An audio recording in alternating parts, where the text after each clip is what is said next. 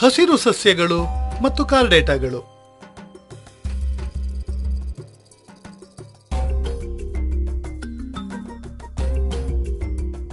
ಈ ಸಂಪುಟದಲ್ಲಿ ನೀವು ಅತ್ಯಂತ ಹೆಚ್ಚು ಭಿನ್ನತೆ ಹಾಗೂ ವೈಶಿಷ್ಟ್ಯತೆಗಳನ್ನು ತೋರುವ ಕಶೇರುಕಗಳು ಅಥವಾ ವರ್ಟಿಬ್ರೇಟಾಗಳಡಿಯಲ್ಲಿ ಹಕ್ಕಿಗಳ ವರ್ಗದ ಬಗ್ಗೆ ಹಾಗೂ ಅವುಗಳ ಸಾಮಾನ್ಯ ಗುಣಲಕ್ಷಣಗಳ ಬಗ್ಗೆ ತಿಳಿದುಕೊಳ್ಳುವಿರಿ. ಇದು ಜೀವಿಗಳಲ್ಲೇ ಅತ್ಯಂತ ಅದ್ಭುತ ಪ್ರಪಂಚ. ಈಗ ಅತ್ಯಂತ ಅಭಿವೃದ್ಧಿ ಹೊಂದಿರುವ ಕಶೇರುಕ ವರ್ಗದ ಬಗ್ಗೆ, ಅಂದರೆ ಪ್ರಾಣಿಗಳ ವರ್ಗದ ಬಗ್ಗೆ ಕಲಿಯೋಣ. ಈ ವರ್ಗದ ಪ್ರಾಣಿಗಳನ್ನು ಸಾಮಾನ್ಯವಾಗಿ ಹಕ್ಕಿಗಳು ಅಥವಾ ಪಕ್ಷಿಗಳು ಎನ್ನುತ್ತೇವೆ.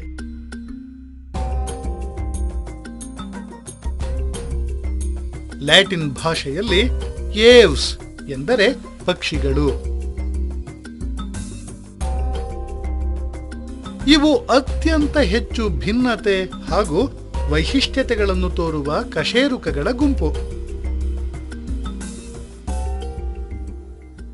ಪಕ್ಷಿಗಳ ಬಗ್ಗೆ ಅಧ್ಯಯನ ಮಾಡುವುದನ್ನು ಖಗಶಾಸ್ತ್ರ ಎನ್ನುತ್ತೇವೆ. ಭಾರತದಲ್ಲಿ ಪಕ್ಷಿಗಳ ಮಾನವ ಎಂದು ಯಾರನ್ನು ಕರೆಯುತ್ತಾರೆ? ಸಲೀಂ ಅಲಿ ಅವರನ್ನು ಪಕ್ಷಿಶಾಸ್ತ್ರಜ್ಞ ಹಾಗೂ ನೈಸರ್ಗಿಕವಾಗಿ ಇವರನ್ನು ಕೆಲವೊಮ್ಮೆ ಭಾರತದ ಖಗಮಾನವ ಎನ್ನುತ್ತೇವೆ.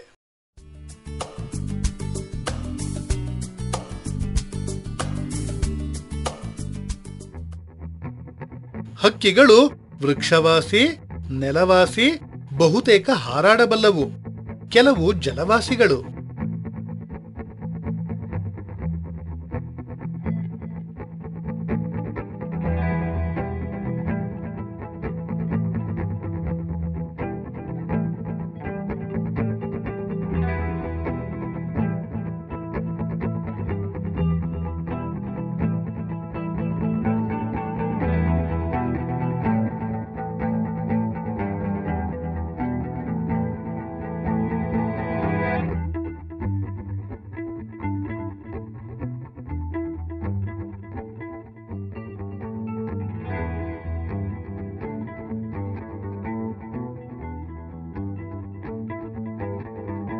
ಇಲ್ಲಿಯವರೆಗೂ ನಾವು ಶೀತರಕ್ತ ಪ್ರಾಣಿಯ ಗುಂಪುಗಳ ಬಗ್ಗೆ ಕಲಿತಿದ್ದೇವೆ.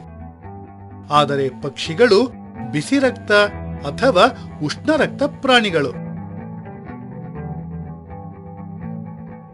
ಪರಿಸರದ ತಾಪಮಾನದಲ್ಲಿ ಬದಲಾವಣೆಗಳು ಇದ್ದಾಗಲೂ ತಮ್ಮ ದೇಹದ ತಾಪಮಾನವನ್ನು ಒಂದೇ ರೀತಿಯಾಗಿ ಕಾಪಾಡಿಕೊಳ್ಳಬಲ್ಲ ಸಾಮರ್ಥ್ಯವಿರುವ ಕಶೇರುಕಗಳಿಗೆ ಉಷ್ಣರಕ್ತ ಪ್ರಾಣಿಗಳು ಎನ್ನುವರು.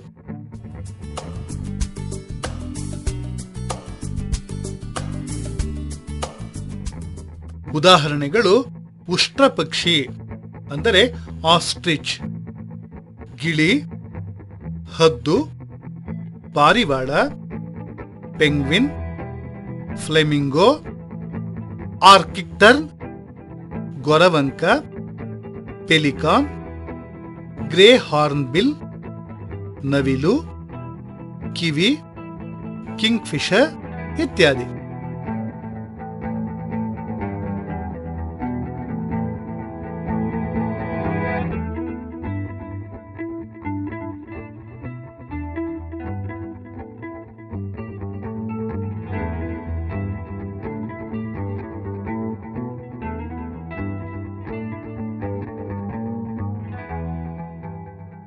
ಈಗ ಯೋಚಿಸಿ ಉತ್ತರಿಸುವ ಸಮಯ.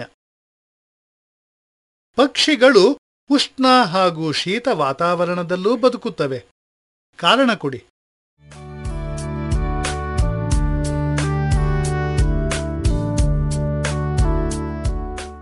ಉತ್ತರ: ಏಕೆಂದರೆ ಅವುಗಳಿಗೆ ಸ್ಥಿರವಾದ ದೇಹದ ಉಷ್ಣತೆ ಇದ್ದು ಹೊಂದಿಕೊಳ್ಳುವ ಸಾಮರ್ಥ್ಯವನ್ನು ಪಡೆದಿವೆ.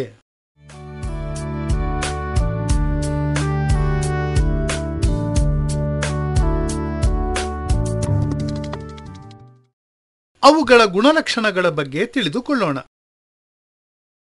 ಅವುಗಳ ದೇಹವು ದೋಣಿಯಾಕಾರವಿರುತ್ತದೆ, ಅಂದರೆ ತುದಿಗಳು ಚೂಪಾಗಿದ್ದು ಮಧ್ಯಭಾಗ ಅಗಲವಾಗಿರುತ್ತದೆ. ಇದು ವಿರುದ್ಧ ದಿಕ್ಕಿನಲ್ಲಿ ಬರುತ್ತಿರುವ ಗಾಳಿಯನ್ನು ಛೇದಿಸಿಕೊಂಡು ಹಾರಲು ಸಹಾಯಕವಾಗುತ್ತದೆ.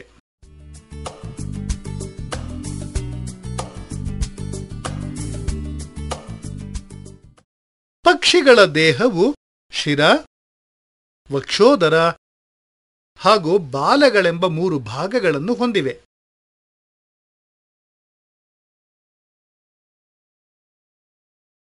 ಹೊರ ಕಂಕಾಲವು ಚರ್ಮದ ಎಪಿಡರ್ಮಿಸ್ನಿಂದ ಹೊರಚಾಚಿದ ಗರಿಗಳಿಂದ ಕೂಡಿದೆ.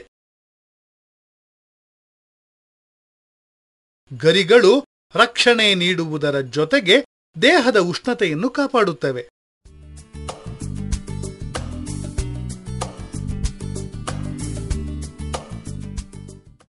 ಗರಿಗಳು ಹಕ್ಕಿಗಳ ಹಾರಾಟಕ್ಕೆ ನೆರವು ಹಾಗೂ ಲೈಂಗಿಕ ಆಕರ್ಷಣೆಗೂ ಕಾರಣವಾಗಿವೆ.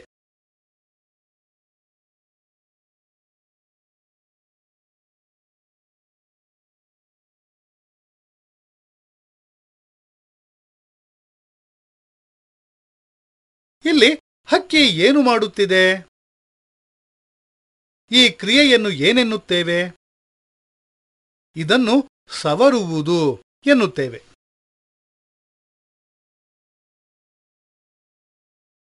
ಹಕ್ಕಿ ಇದನ್ನು ಏಕೆ ಮಾಡುತ್ತಿದೆ? ಈ ಕ್ರಿಯೆಯಲ್ಲಿ ಹಕ್ಕಿಯು ತನ್ನ ಬಾಲಭಾಗದಲ್ಲಿರುವ ತೈಲ ಗ್ರಂಥಿಯಿಂದ ಗರಿಗಳಿಗೆ ತೈಲವನ್ನು ಹಚ್ಚುತ್ತಿದೆ. ಇದರಿಂದ ಗರಿಗಳಲ್ಲಿ ನೀರಿನ ಶೇಖರಣೆಯನ್ನು ತಡೆಗಟ್ಟಬಹುದು.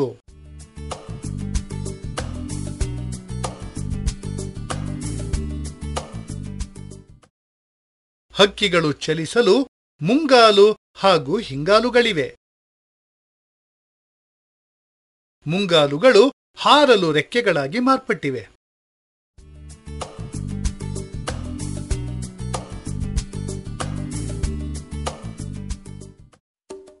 ಪ್ರತಿಯೊಂದು ಹಿಂಗಾಲಿನಲ್ಲಿಯೂ 4 ಬೆರಳುಗಳಿವೆ.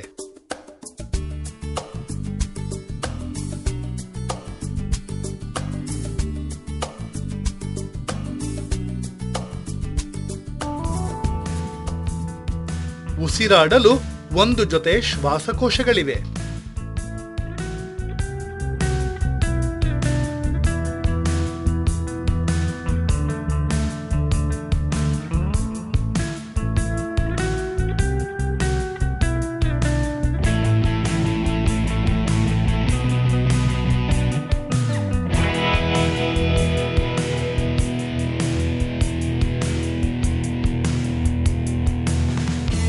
ಹೃದಯವು ಚೆನ್ನಾಗಿ ಅಭಿವೃದ್ಧಿ ಹೊಂದಿದ್ದು 4 ಕೋಣೆಗಳನ್ನು ಹೊಂದಿದೆ.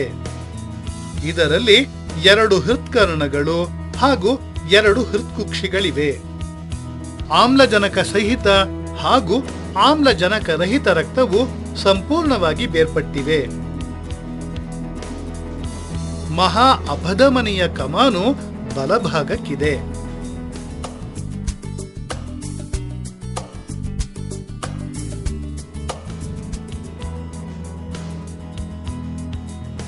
ನರವ್ಯೂಹದಲ್ಲಿ ಮಿದುಳು ಚೆನ್ನಾಗಿ ಅಭಿವೃದ್ಧಿ ಹೊಂದಿದ್ದು 12 ಜೊತೆ ಮಿದುಳು ನರಗಳಿವೆ.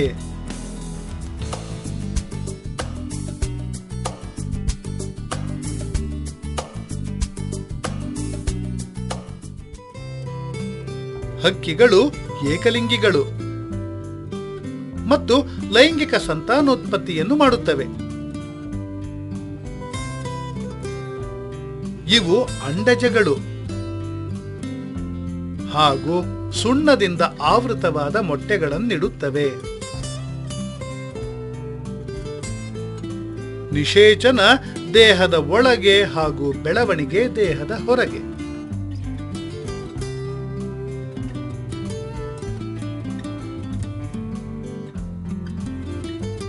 ಹಕ್ಕಿಗಳನ್ನು 2 ಗುಂಪುಗಳಾಗಿ ವಿಂಗಡಿಸಬಹುದು. ಒಂದು ಹಾರಬಲ್ಲ ಹಕ್ಕಿಗಳು, ಮತ್ತೊಂದು ಹಾರಲಾರದ ಹಕ್ಕಿಗಳು. ಹಾರಬಲ್ಲ ಹಕ್ಕಿಗಳಿಗೆ ಉದಾಹರಣೆಗಳು ಗಿಳಿ, ಹದ್ದು, ಪಾರಿವಾಳ, ಕಾಗೆ, ಗುಬ್ಬಚ್ಚಿ, ಹಂಸ, ಬಾತುಕೋಳಿ, ಫ್ಲೆಮಿಂಗೋ ಇತ್ಯಾದಿ.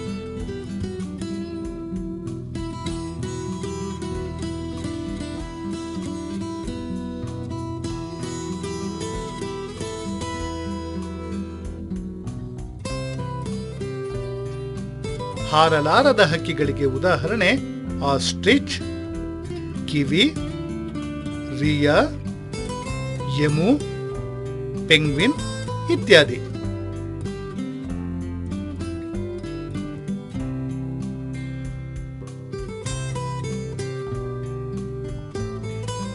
ಹಕ್ಕಿಗಳಲ್ಲಿ ಹಾರಲು ಹೊಂದಾಣಿಕೆಗಳೇನು? ಅವು ಯಾವುವು? ದೇಹವು ದೋಣಿಯಾಕಾರವಿದ್ದು ಗಾಳಿಯ ವಿರೋಧವನ್ನು ತಡೆಯುತ್ತದೆ. ರೆಕ್ಕೆಗಳಾಗಿ ಮಾರ್ಪಟ್ಟಿರುವ ಮುಂಗಾಲುಗಳು. ಮೇಲೇರಲು ಸಹಾಯಕವಾಗುವಂತೆ ರೆಕ್ಕೆಗಳ ಮೇಲೆ ವಿಶಿಷ್ಟವಾದ ಗರಿಗಳ ಹೊದಿಕೆ ಇದೆ.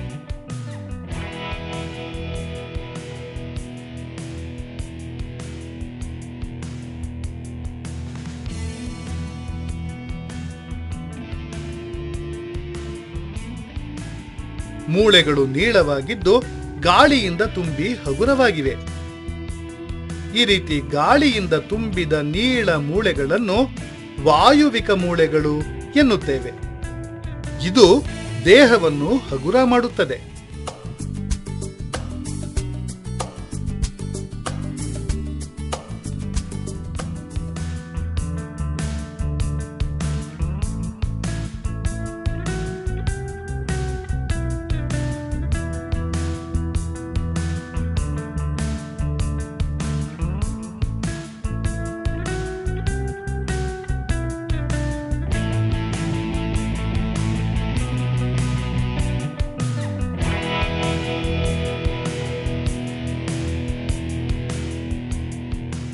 ದೇಹದ ಅನೇಕ ಮೂಳೆಗಳು ಒಂದರೊಡನೊಂದು ಸೇರಿಕೊಂಡಿರುವ ಸ್ಥಿತಿ ಇದೆ. ಪಕ್ಷಿಗಳಿಗೆ ಹಲ್ಲುಗಳು ಇರುವುದಿಲ್ಲ. ಹಲ್ಲುಗಳ ಬದಲಿಗೆ ಕೊಕ್ಕು ಇದೆ.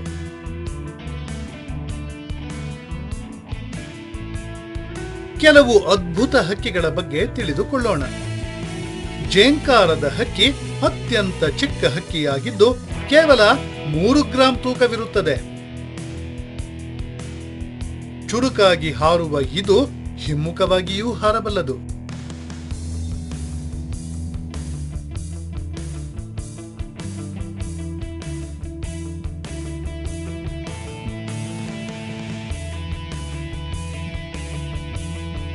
ಉಷ್ಟ್ರ ಪಕ್ಷಿ ಅಂದರೆ ಆಸ್ಟ್ರಿಚ್ ಅತ್ಯಂತ ದೊಡ್ಡ ಹಕ್ಕಿ. ಗಂಡು ಉಷ್ಟ್ರ ಪಕ್ಷಿಯು ಸುಮಾರು 2.4 ಮೀಟರ್ ಎತ್ತರವಿದ್ದು ಸುಮಾರು 140 ಕೆಜಿ ತೂಕವಿರುತ್ತದೆ.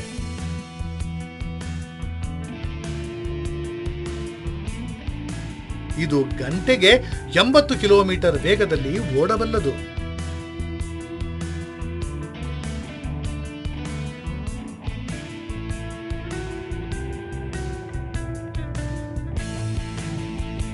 ಉಷ್ಟ್ರ ಪಕ್ಷಿಯ ಮೊಟ್ಟೆಗಳು ಅತ್ಯಂತ ದೊಡ್ಡ ಮೊಟ್ಟೆಗಳು.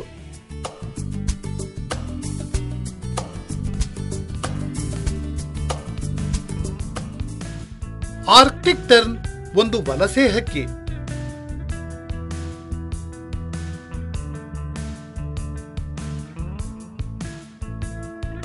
ಈ ಹಕ್ಕಿಯು ಸುಮಾರು 18,000 ಕಿಲೋಮೀಟರ್ ದೂರದ ಪ್ರದೇಶಕ್ಕೆ ತಡೆರಹಿತವಾಗಿ ಹಾರುತ್ತಾ ವಲಸೆ ಹೋಗಬಲ್ಲದು.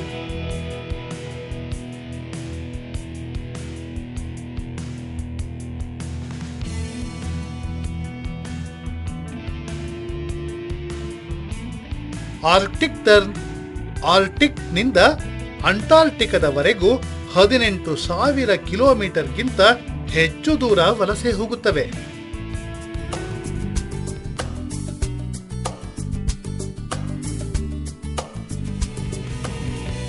ಗಂಡು ಹಕ್ಕಿಗಳು ಹೆಚ್ಚು ವರ್ಣಮಯವಾಗಿದ್ದು ಹೆಣ್ಣುಗಳನ್ನು ಆಕರ್ಷಿಸಲು ಅತ್ಯಂತ ಆಕರ್ಷಣೀಯವಾಗಿ ಗರಿಗಳನ್ನು ಜೋಡಿಸಿಕೊಂಡಿರುತ್ತವೆ. ಈ ಜೋಡಣೆಯನ್ನು ಹಕ್ಕಿಗಳ ಪುಚ್ಚಗಳು ಎನ್ನುತ್ತೇವೆ. ಇದಕ್ಕೆ ನವಿಲು ಉತ್ತಮ ಉದಾಹರಣೆ.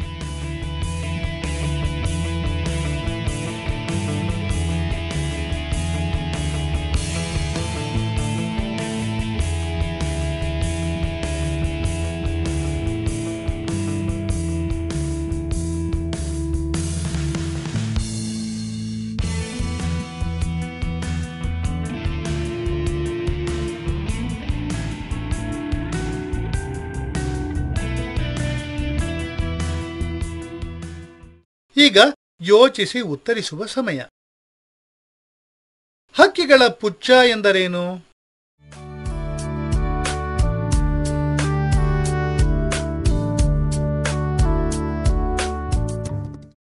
ಉತ್ತರ: ಹಕ್ಕಿಗಳ ಪುಚ್ಛ ಎಂದರೆ ಹಕ್ಕಿಗಳು ಗರಿಗಳಿಂದ ಆವರಿಸಲ್ಪಟ್ಟ ಪೊರೆ, ಕ್ರಮ, ಬಣ್ಣ ಮತ್ತು ಗರಿಗಳ ಜೋಡಣೆ.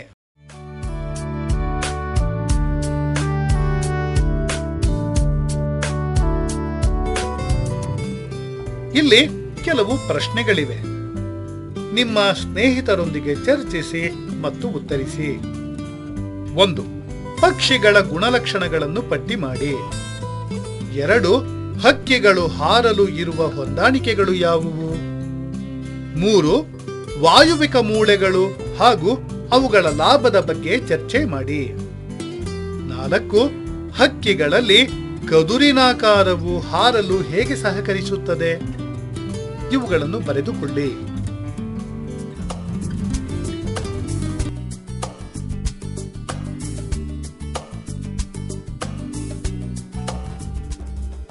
ಈ ಸಂಪುಟದಲ್ಲಿ ನೀವು ಪಕ್ಷಿಗಳ ವರ್ಗ ಹಾಗೂ ಗುಣಲಕ್ಷಣಗಳ ಬಗ್ಗೆ ಕಲಿತಿರಿ. ಪಕ್ಷಿಗಳ ಗುಣಲಕ್ಷಣಗಳು: ಅವು ಉಷ್ಣರಕ್ತ ಪ್ರಾಣಿಗಳು. ಅವು ದೋಣಿಯ ಆಕಾರದ ದೇಹವನ್ನು ಹೊಂದಿವೆ. ದೇಹವು ಶಿರ, ವಕ್ಷೋದರ ಮತ್ತು ಬಾಲವಾಗಿ ವಿಂಗಡಣೆಯಾಗಿದೆ. ಗಾಳಿಯನ್ನು ಛೇದಿಸಿ ಹಾರಬಲ್ಲವು. ಅದರ ಹೊರ ಕಂಕಾಲವು ಎಪಿಡರ್ಮಿಸ್ನಿಂದ ಹೊರಚಾಚಿದ ಗರಿಗಳಿಂದ ಕೂಡಿದೆ. ಪಕ್ಷಿಗಳೆಲ್ಲವೂ ಅಂಡಜಗಳು. ಮುಂಗಾಲು ಮತ್ತು ಹಿಂಗಾಲುಗಳು ಚಲನಾಂಗಗಳು. ಮುಂಗಾಲುಗಳು ಹಾರಲು ರೆಕ್ಕೆಗಳಾಗಿ ಮಾರ್ಪಟ್ಟಿವೆ. ಹೃದಯದಲ್ಲಿ 4 ಕೋಣೆಗಳು ಇವೆ. ಆಮ್ಲಜನಕ ಸಹಿತ ಹಾಗೂ ಆಮ್ಲಜನಕ ರಹಿತ ರಕ್ತವು ಸಂಪೂರ್ಣವಾಗಿ ಬೇರ್ಪಟ್ಟಿವೆ. ಮಿದುಳು ಚೆನ್ನಾಗಿ ಅಭಿವೃದ್ಧಿ ಹೊಂದಿದ್ದು 12 ಜೊತೆ ಮೆದುಳು ನರಗಳಿವೆ. ಈ ಸಂಪುಟದಲ್ಲಿ ಪ್ರಮುಖವಾದ ಪದಗಳು: ಏವ್ಸ್, ಕದುರಿನಾಕಾರ, ಬಹಿರ್ಕಂಕಾಲ, ಅಂಡಜ, ಸವರುವುದು, ಪುಚ್ಛಗಳು, ವಾಯುವಿಕ ಮೂಳೆಗಳು.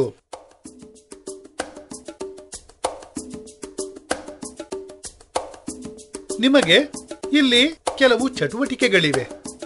ನೀವೇ ಮಾಡಿ. ಹಕ್ಕಿಗಳ ವಲಸೆ ಬಗ್ಗೆ ವಿಷಯ ಸಂಗ್ರಹಿಸಿ. ಹಕ್ಕಿಗಳು ಗುರಿಯನ್ನು ಕಂಡುಹಿಡಿಯುವುದರ ಬಗ್ಗೆ ಮಾಹಿತಿ ಸಂಗ್ರಹಿಸಿ. ಪಾರಿವಾಳದಲ್ಲಿ ಈ ಗುಣಲಕ್ಷಣಗಳನ್ನು ಗಮನಿಸಿ ಮತ್ತು ಬರೆದುಕೊಳ್ಳಿ. ದೇಹದ ಆಕಾರ, ಗರಿಯ ರಚನೆ, ಗರಿಗಳ ಬಗೆಗಳು, ತೈಲಗ್ರಂಥಿ, ಹಿಂಗಾಲುಗಳು, ವಿವಿಧ ಹಕ್ಕಿಗಳ ಬಣ್ಣದ ಗರಿಗಳನ್ನು ಸಂಗ್ರಹಿಸಿ. ವಂದನೆಗಳು.